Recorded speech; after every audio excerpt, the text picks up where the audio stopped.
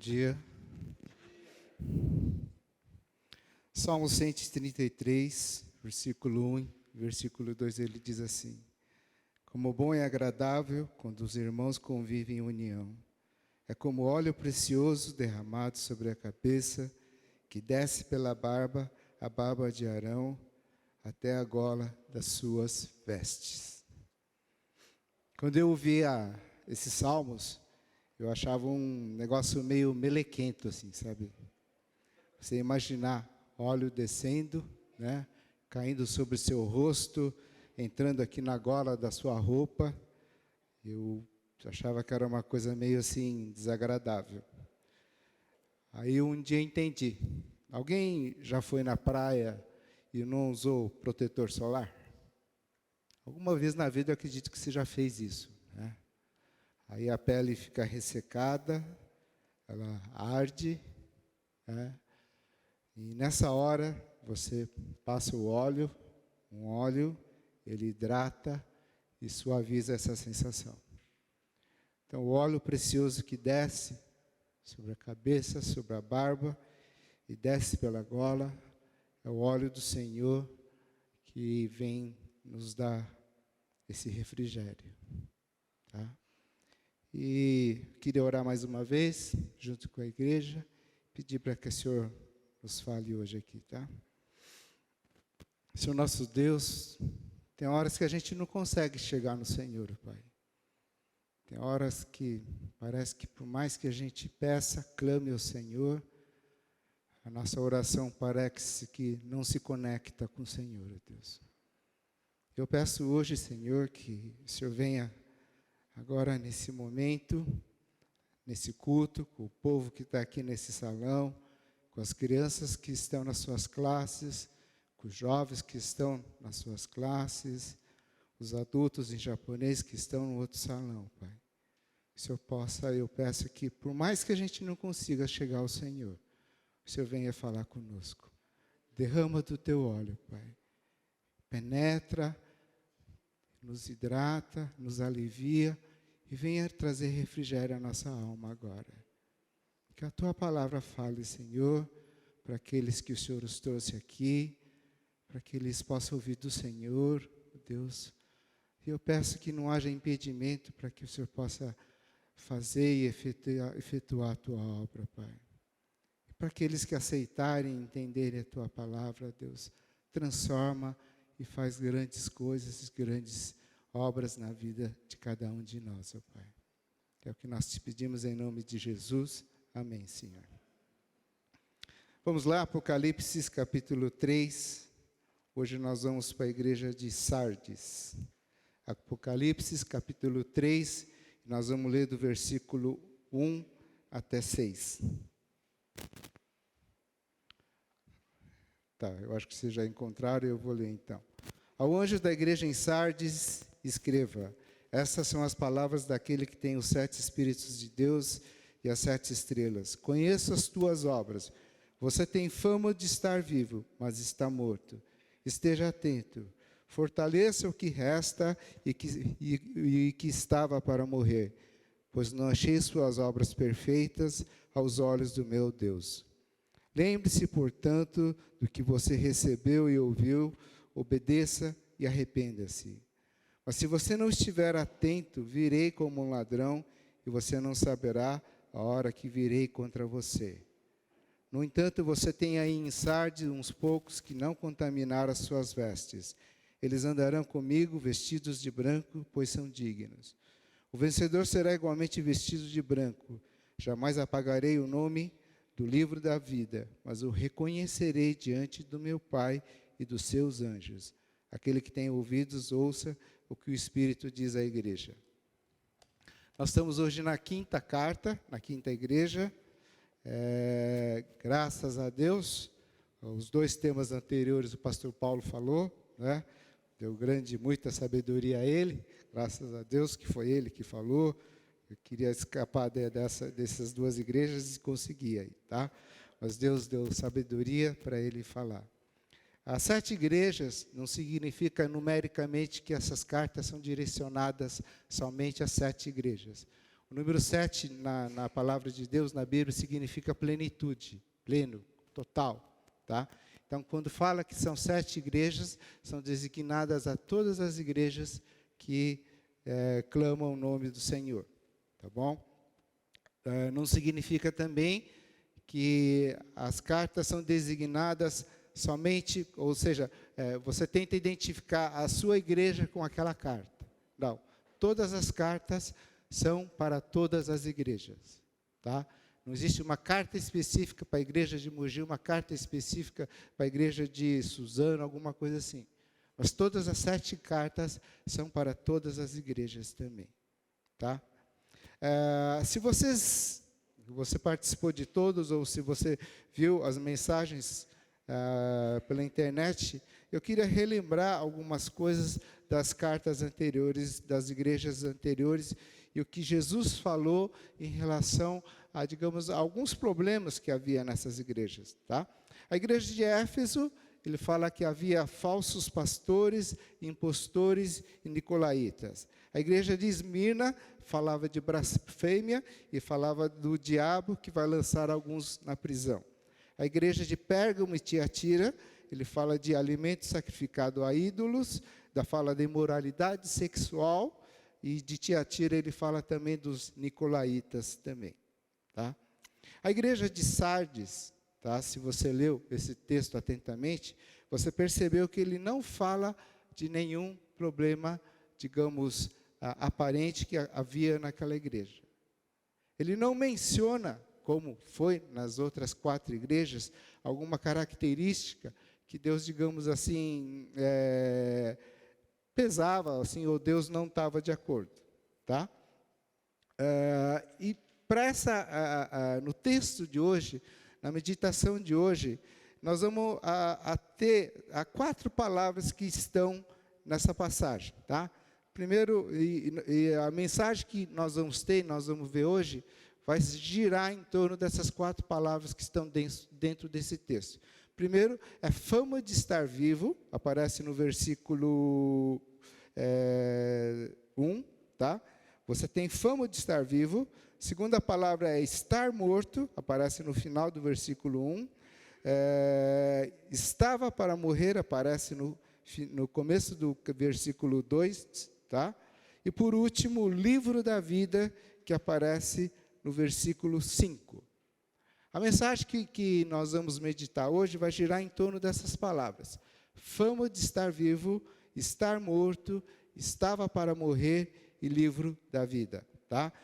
Nós não vamos ver sobre vestes brancas, nós não vamos ver sobre o dia que virá como ladrão. Tá? Essas coisas a gente pode talvez um dia ver numa outra mensagem. Mas eu queria, no texto de hoje, se ater a essas palavras.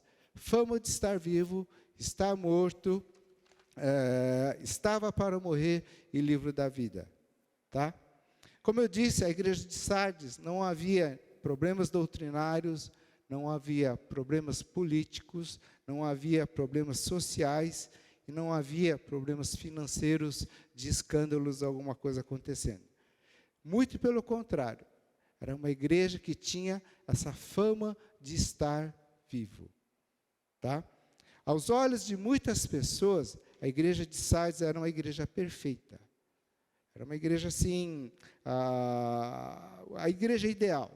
É a fama de estar vivo. Tá? E talvez, no contexto brasileiro, talvez seja a realidade de muitas igrejas hoje. Nós temos igrejas que têm fama de estar vivo. Temos igrejas com templos bonitos, liturgia perfeita, a prática religiosa perfeita. Nós temos uma banda afinada tocando e cantando, vocal e coral afinadíssimo, dirigentes de louvor carismáticos, cantores talentosos, né, como se fosse qualquer cantor profissional, pregadores eloquentes e desafiadores. Mas, apesar de tudo isso, não existe vida espiritual na igreja. E a igreja de Sardes, é isso que Jesus fala. você tem fama de estar vivo, mas você está morto. Todo essa liturgia são somente formalidades, rituais, solenidades. E alguns que tentam mudar, alguns que tentam fazer uma coisa diferente, eles estão para morrer. Eles são sufocados, eles não conseguem efetuar mudanças, não conseguem impor suas ideias, não conseguem transformar talvez alguma coisa lá dentro. Alguns que tentam mudar, eles estão para morrer. Mas a palavra de Deus diz que Deus não desiste do seu povo. Deus não desiste dos seus filhos. Quando as igrejas estão na UTI espiritual, quando somente fazem gestão dos pecados e não existe rendição espiritual, através de alguns que restaram, Deus ouve o clamor desse povo e Deus faz transformações. E a palavra de Deus, sempre quando começa a mencionar isso, existe um termo, né, no mundo crentez, assim, que todo mundo que nós falamos, é que Deus faz um avivamento espiritual. Igrejas que estão mortas, igrejas que têm fama de viver, igrejas que não têm vida espiritual, Deus promove um avivamento espiritual, para que a igreja ressurja, para que a igreja se levante e para que a igreja seja agradável ao Senhor. E hoje, aproveitando um pouco dessa mensagem da igreja de Sardes e lembrando desse contexto, eu queria talvez meditar ainda com a mente, com a memória naquilo que a gente leu em Sardes. Eu queria meditar um outro texto também que fala um pouco sobre esse avivamento espiritual. É Joel, capítulo 2. Se você tem ali a Bíblia impressa, Joel está depois do livro de Oséias. Joel, capítulo 2. Nós vamos ler do versículo 12 a 17. Joel, capítulo 2, depois do livro de Oséias. Ele está do capítulo 2, do versículo 12 a 17. Encontraram? E ele diz assim, Joel capítulo 2, versículo 12 a 17. Agora, porém, declara o Senhor, voltem-se para mim de todo o coração, com jejum, lamento e pranto. Rasgue o coração e não as vestes, voltem-se para o Senhor, o seu Deus, pois Ele é misericordioso e compassivo, muito paciente, cheio de amor. Arrepende-se e não envie a desgraça. Talvez ele volte atrás, arrependa-se e ao passar deixe uma bênção. Assim vocês poderão fazer ofertas de cereal e ofertas derramadas para o Senhor, o seu Deus. Toquem a trombeta em Sião, decretem jejum santo, convoquem uma assembleia sagrada. Reúnam o povo, consagrem a assembleia, ajuntem os anciãos, reúnam as crianças, mesmo as que mamam no peito, até os recém-casados devem deixar os seus aposentos. Que os sacerdotes que ministram perante o Senhor chorem entre o pórtico do templo e o altar, orando. Poupa o teu povo, Senhor. Não faças a tua herança objeto de zombaria e de chacota entre as nações. Porque se haveria de dizer entre os povos, onde está o Deus deles?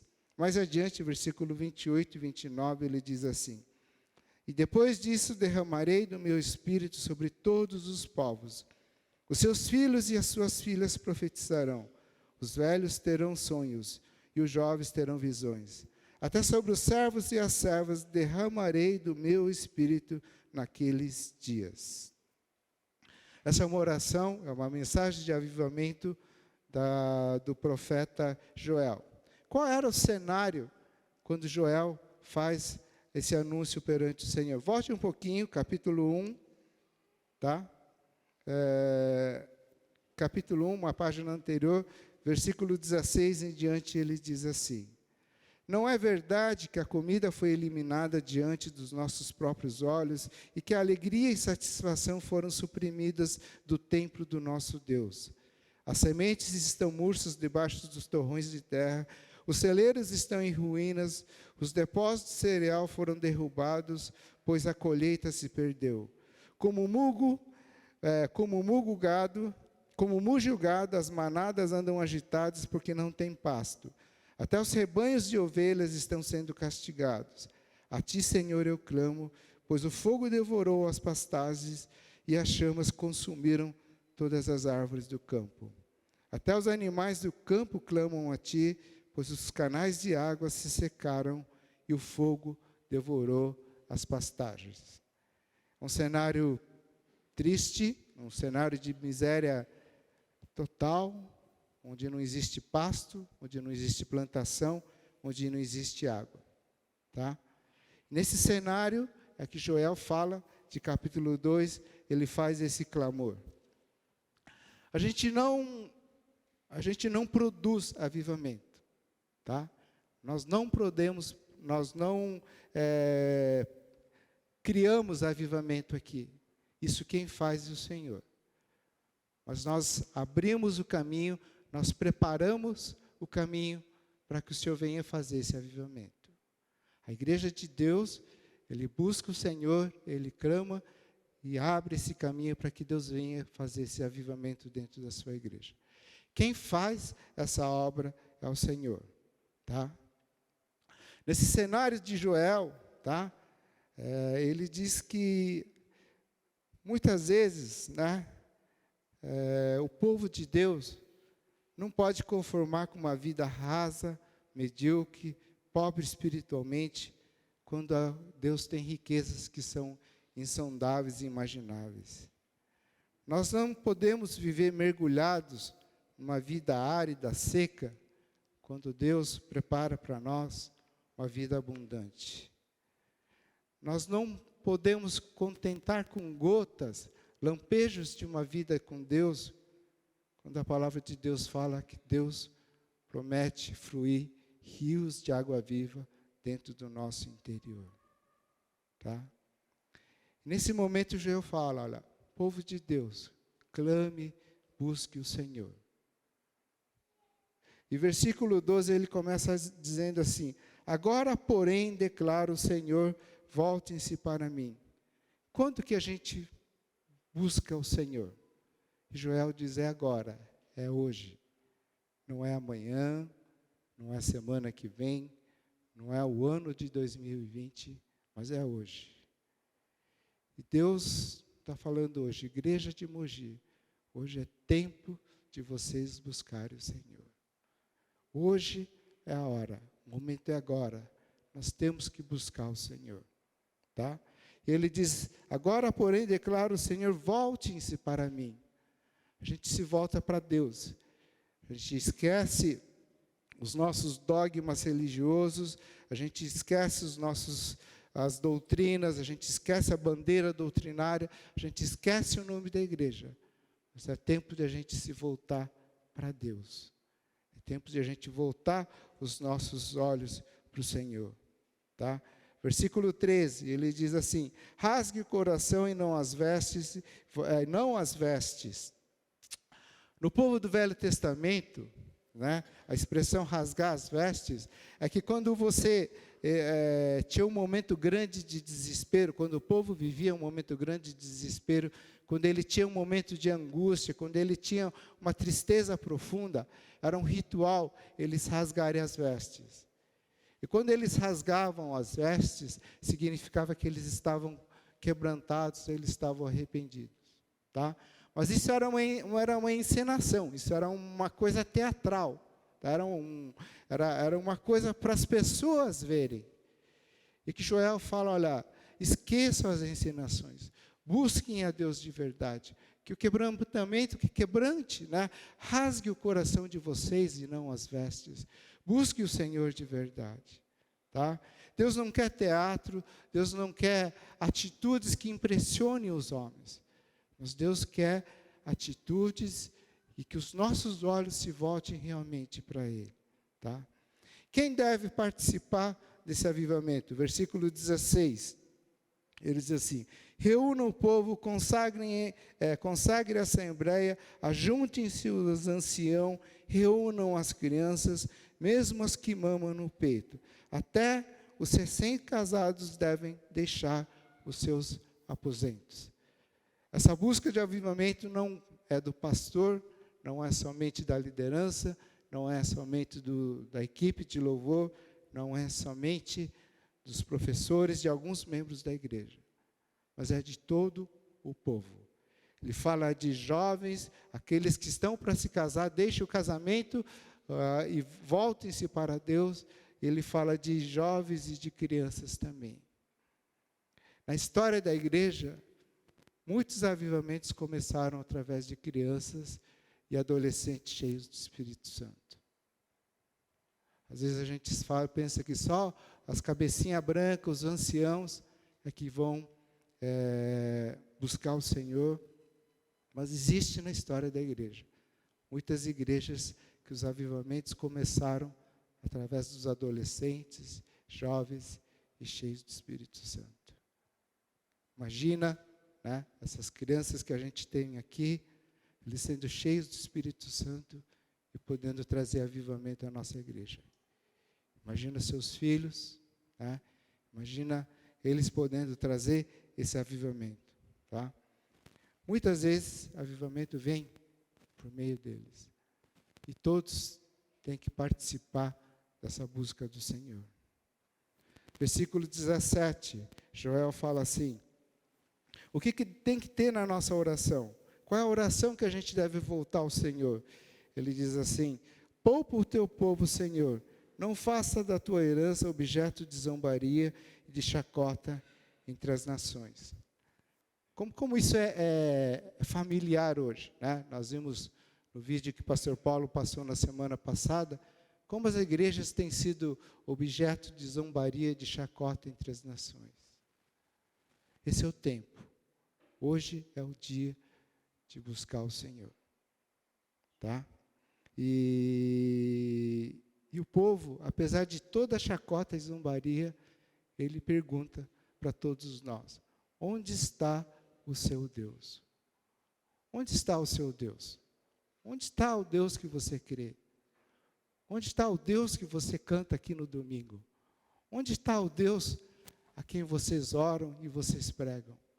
O povo quer ver.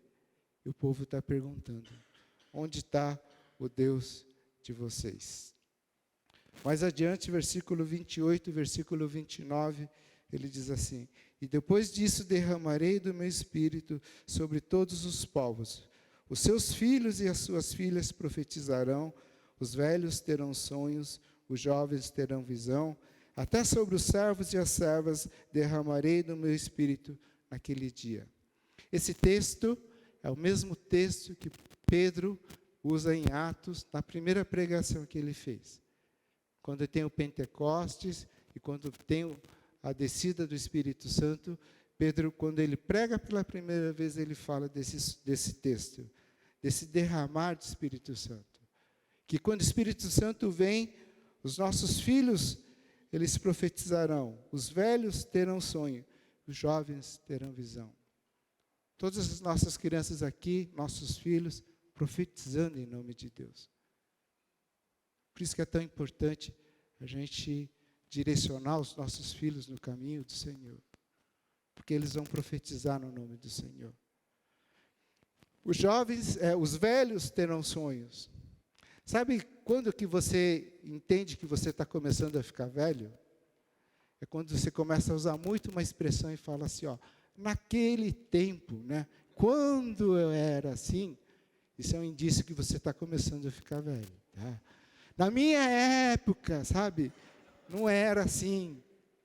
Sabe por quê? E o que Deus está falando aqui, você já foi assim, numa reunião de família e tem uma pessoa idosa, e às vezes conta uma história, você fala, putz, eu já ouvi essa história, já contou no aniversário passado, ele contou essa história. Né? Aí ele conta a mesma história como se fosse novidade. Né?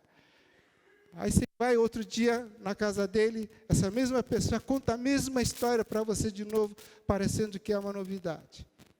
Tá? Significa o quê? depois de um certo tempo, né, a gente tem mais história para contar do que sonho para viver. Tá? A gente se lembra mais das coisas que passamos do que sonhos que vamos ter. E Deus está falando, os velhos terão sonho.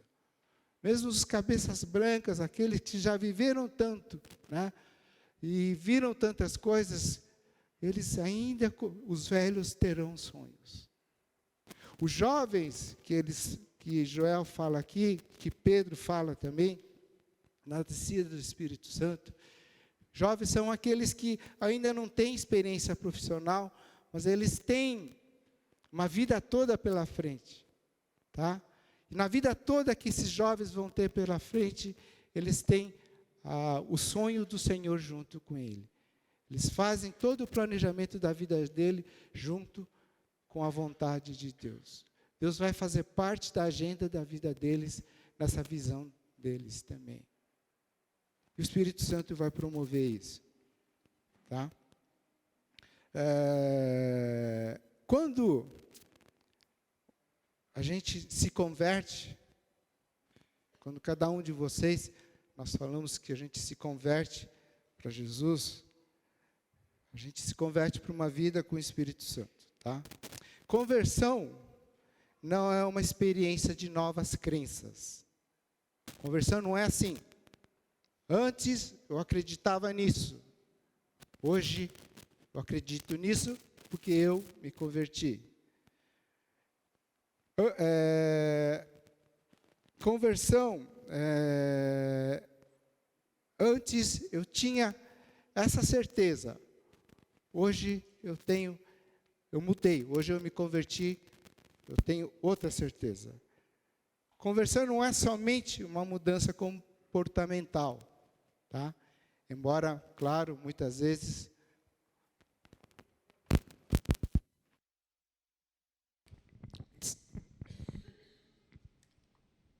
obrigado, Johnny. Embora conversão não é somente uma mudança comportamental, embora é fato, né, que quando você você vive debaixo da vontade do Senhor, sem dúvida isso implica em mudança de nossas atitudes também.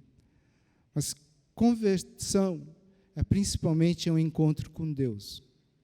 Conversão, quando a gente fala que nós convertemos para Jesus, significa que a gente se encontrou com o Senhor.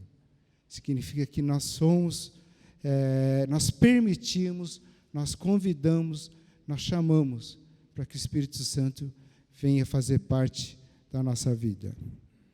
Deixa eu me explicar um pouquinho melhor. Marcos capítulo 1, do versículo 21 a 27, é uma passagem que fala de quando Jesus expulsa um espírito imundo. Está bem no começo de Marcos. E quando Jesus, ele repreende, expulsa o espírito imundo, as pessoas que estão vendo e acompanhando lá, eles ficam todos admirados. E eles falam, olha, o que Jesus está fazendo, né? É uma nova forma de ensino, é um ensino diferente que ele está trazendo. Ok? Tá bom. Por que eles falaram? Será que é um ensino novo? Jesus era um rabino, tá? Toda a formação, digamos, do ensino judaico era mais ou menos assim. As crianças, a partir dos 5 anos, eles já começavam a memorizar todo o Velho Testamento. E até os 18 anos, tá? Falando bem rápido, ele teria que saber todo o Velho Testamento de cor. Tá? Essa era a formação de uma criança judia. Né? E muitas vezes nós, igreja, nós somos mais ou menos assim também. Tá? Nós doutrinamos pessoas aqui. Nós ensinamos a palavra de Deus, nós queremos que eles entendam e aprendam muito a palavra de Deus. Tá? Eu quero deixar isso bem claro, que isso é muito importante. Tá? Não estou dizendo que não é isso que deve se fazer. Né? E quando Jesus ele chega e ele cura aquele espírito imundo, as pessoas ficam impressionadas. Porque ele tinha uma maneira diferente, ele tinha autoridade para ensinar, e ele falava com verdade tudo aquilo também. Tá? E a própria palavra de Deus, ele fala que Jesus também, ele foi batizado no Espírito Santo também. Tá? Então nós, né, às vezes nós pensamos, muitas vezes somente em doutrinar pessoas, e a gente considera às vezes que uma pessoa é madura quando a doutrina, ele chegou e entrou e faz parte dentro da vida de uma pessoa. Mas se a gente vê na palavra de Deus, não é somente isso. Tá? A palavra de Deus é muito importante. Todo conhecimento, toda formação é muito importante também. A gente precisa ter base teórica e conhecimento para discernir o que é certo e errado. Eu tenho uma lesão no meu ombro esquerdo, tá? E isso começou com uma dor pequena, um pequeno incômodo, tá? Eu, doutor, eu, médico, eu desenvolvi o meu tratamento, tá? Eu imaginei e falei, se fizer isso, se fizer aquilo, né? Baseado no meu conhecimento, eu desenvolvi o meu tratamento. E, infelizmente, né? Infelizmente não, né? Assim, Deus pesou a mão e hoje a minha lesão é uma coisa bem mais séria, tá? Hoje eu tenho acompanhamento médico, hoje eu tenho acompanhamento de fisioterapeutas que estão tentando me restabelecer, tá? Então, por isso, o conhecimento, a bagagem é muito importante. Mas dentro do mundo espiritual existe uma coisa muito além disso também, que é essa nossa vida com Deus também. Eu presenciei milagres na minha vida. Tá? Eu já comentei uma vez aqui, eu tinha um cliente que tinha um motorista da empresa dele, né? E ele era assim, a pessoa mais perdida que você pode imaginar, né? É um perdido na vida, cada dia ele estava com uma mulher lá, tal, tá? Tempos depois ele apareceu lá, eu encontrei com ele, e ele estava todo assim, magro, né? Cabelo caindo, uma aparência totalmente definhando, assim, tal, né? E eu falei, nossa, aconteceu com você, cara? Aí ele falou, eu peguei AIDS. Ele falou assim para mim. Né? E por isso que ele estava daquele jeito. E tempos depois, o patrão dele achou melhor mandar ele embora, porque ele também não conseguia mais trabalhar. Passado um certo tempo depois, talvez um ano mais ou menos, não sei, esse rapaz apareceu de novo lá, na minha oficina lá. Né? Ele chegou lá. Ele estava normal. Tá? E ele estava trabalhando de novo nessa empresa onde ele estava. E no dia que ele chegou, estava o patrão dele, estava esse motorista. Eu falei, cara, né? Puxa, o que aconteceu com você? Aí ele falou, cara, eu encontrei com Deus. Encontrei com Deus e Deus me curou, ele falou. E o patrão dele estava junto, o patrão dele não acredita em nada, ele falou, olha, eu acredito porque eu vi o exame, né, eu acompanhei a vida dele, e hoje eu sei que ele está curado, sim, e diz ele fala que foi a fé dele, o Senhor dele, que curou a vida dele também.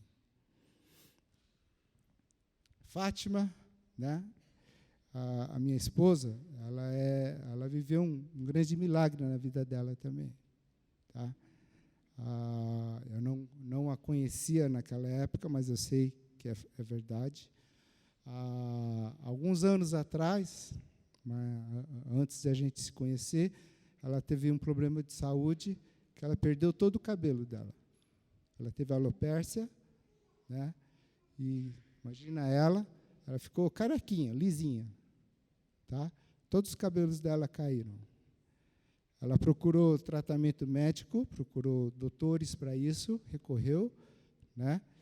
E as pessoas falavam, vamos tratar, né? Vamos curar, vamos fazer esse cabelo nascer.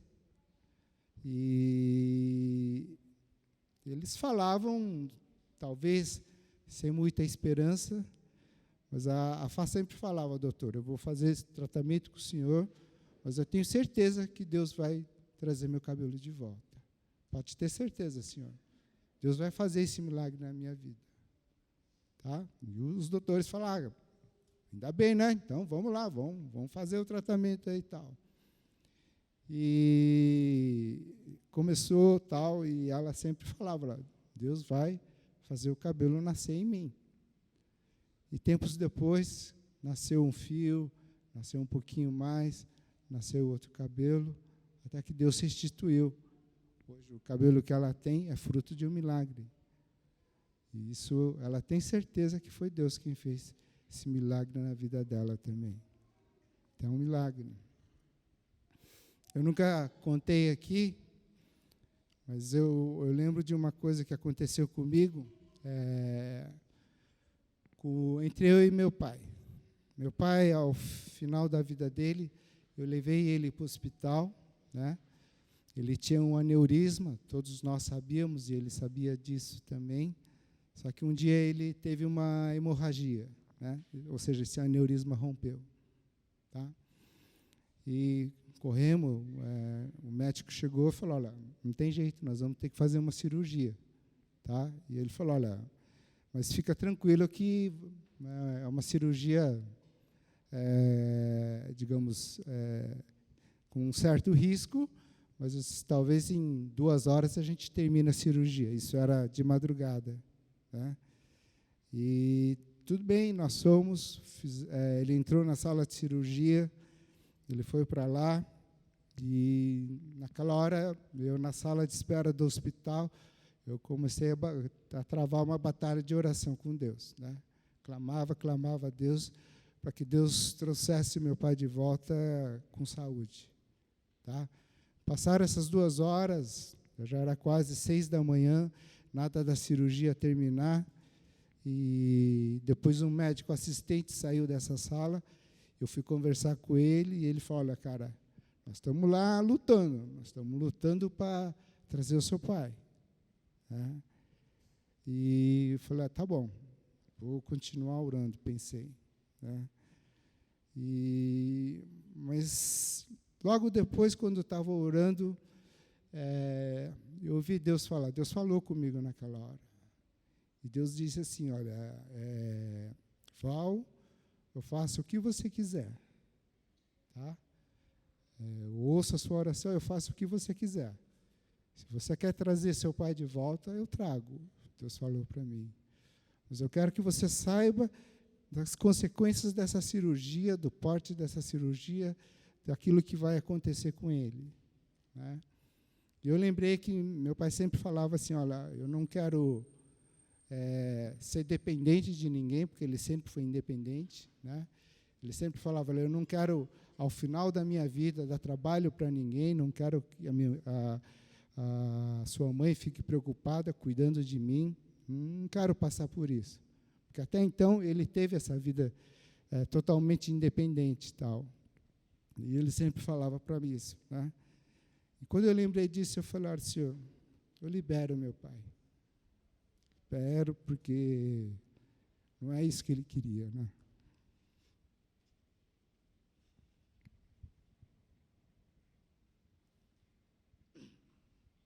Perdão. E logo depois ele foi. Né?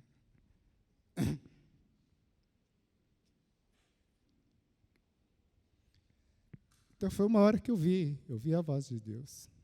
Deus falou comigo aquela hora. Tá? A gente não está falando aqui de você procurar uma igreja, digamos, avivada, pentecostal, né? Uma igreja daquelas lá da igreja, do início da igreja pentecostal, lá na Rua Azusa, numa oração, uma reunião de oração onde começou a igreja pentecostal. Tá? Mas eu queria perguntar, alguma vez você veio nesse culto, Você sentou aqui, e assim, do nada você começou a chorar, assim. Você sentiu que Deus estava falando com você, né? A mesma música que a gente canta todos os domingos. Não é uma música nova, não é uma música diferente. Várias vezes eu sentei no meu canto aqui, né, no meu lugar, e na mesma música Deus tocava no meu coração, sabe? Não sei, não tem explicação, né? Às vezes a gente precisa ter essas experiências com Deus. A gente tem que entender isso, né? E Deus faz essas mudanças, Deus faz essa ação do Espírito Santo. Eu não sei como é que você chama isso, de segundo batismo, ou do batismo do Espírito Santo, né? Mas eu vi uma explicação do pastor Edir René, eu achei muito interessante, sabe? Eu gostei muito daquilo que ele falou. Ele fala em Atos capítulo 2, logo após a descida do Pentecostes, eles falam que todos os discípulos ficaram cheios do Espírito Santo. Tá? Em Atos capítulo 4, versículo 31, ele fala que depois de uma reunião de oração, esses mesmos discípulos foram batizados de novo do Espírito Santo. A questão é, mas eles não ficaram cheios, não foram batizados pelo Espírito Santo em Atos capítulo 2, versículo 4? Por que eles tinham que ser de novo batizados em Atos capítulo 4, versículo 31? Né? E o pastor Edir René fala, olha, tem o segundo batismo, tem o terceiro, tem o quinto, tem o 10º, 20º, 100º. Deus, né, o Espírito Santo vai tomar a sua vida todas as vezes que forem necessárias. Tá? Isso é Ele que decide, isso é vontade dEle, é a administração de Deus quem faz isso. Tá? Todas as vezes que Deus precisar mover, falar através do Espírito Santo na nossa vida, Ele vai falar. Mas para isso a gente tem que pedir, a gente tem que buscar, a gente tem que clamar, a gente tem que permitir ser usado por Ele também. Tá bom? Última palavra que aparece, que eu queria falar, é livro da vida. Ele fala que Jesus escreve o seu nome no livro da vida, jamais apagarei, e eu o reconhecerei diante dos anjos e diante do Senhor. Essa semana, sexta-feira, nosso irmão José Barba, ele nos deixou. Tá? O senhor José Barba, ele sentava mais ou menos aqui desse lado, quase no final, né? Ele estava sempre com a Vera. Vera é a filha dele, né? E nós fomos lá, participamos do velório, do enterro do seu José Barba. Tá? Deus deu muita sabedoria ao pastor Paulo, ao pastor Nori, para trazerem palavras naquele momento lá. Tal, tá? E o seu José, aquele senhor que vocês tiveram a oportunidade de conhecer, o nome dele, ele não está na lista dos 10 homens mais ricos do Brasil. O nome dele, o seu José, tinha uma vida simples, né? Mas uma vida abençoada. Mas o nome dele não está na lista dos 10 homens mais ricos do Brasil. O nome do seu José, ele não aparece na lista das 10 pessoas mais influentes do Brasil também.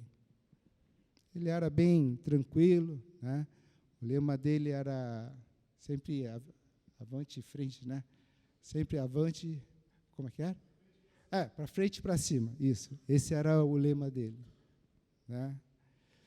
O nome do seu José, ele não aparece na lista das pessoas mais inteligentes que apareceram nesse ano. José não tinha página na mídia social, né? Mas nem por isso também ele não importava se quantas curtidas, quantos likes, quantas visualizações iria ter a página na mídia social dele. Tá? Mas para todos nós que estávamos, e nós participamos do velório, e nós ficamos lá, e que nós cremos em Deus e nós cremos em Jesus, a gente tinha uma certeza, que o nome do seu José está no nome do livro da vida. A gente tinha certeza disso. Tá? O nome do seu José está no livro da vida, e Jesus fala que esse nome nunca vai ser apagado desse livro da vida. Jesus fala mais ainda. Ele fala que eu tomo e eu reconheço o seu José diante dos anjos e diante do Senhor. Em qual nome aparece a sua lista? Em qual lista aparece o seu nome? Qual lista que você tem procurado colocar o seu nome? Tá? E eu queria terminar falando duas coisas, duas palavras só. Primeiro, lembrar daquilo que o mundo tem perguntado a todos nós, a igreja de Mogi. Onde está o seu Deus? Igreja de Mogi, onde está o seu Deus? Você sabe dizer onde está o seu Deus? Né? As pessoas querem ver. Por mais que trazem chacotas e ironias, né, persigam as igrejas, debochem das igrejas, as pessoas querem ver Deus. Tá? E uma segunda coisa é o que Deus fala para a igreja de Mogi. Tá? Você quer ser usado para promover esse grande avivamento na sua igreja? Avivamento, ele não vem somente através de uma mensagem de culto. Avivamento não vem somente de uma reunião de oração. Avivamento não vem somente de um cântico. Isaías capítulo 62, versículo 6, ele diz assim: coloquei sentinelas em seus muros, ó Jerusalém, jamais descansarão.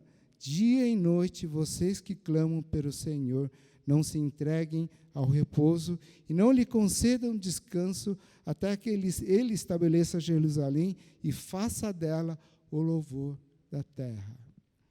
Deus está perguntando: você quer se pôr na sentinela do Senhor?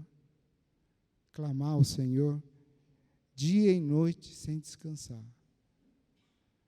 Isso não acontece somente com uma mensagem, não acontece num culto, mas é uma coisa de busca contínua. De você se pôr na sentinela, de clamar ao Senhor dia e noite continuamente, até que Deus ouça o seu clamor, Ele perdoe os seus pecados e sara a sua terra. Tá bom? E Deus pergunta para cada um de vocês hoje: vocês querem ver isso acontecer na nossa igreja? De uma igreja que talvez não tenha a fama de estar vivo, mas está morta. Mas que o Senhor venha trazer vida espiritual a todos nós aqui. Queria chamar o pessoal do louvor. Eu queria convidar a igreja a ficar de pé. Nós vamos cantar mais um cântico aqui.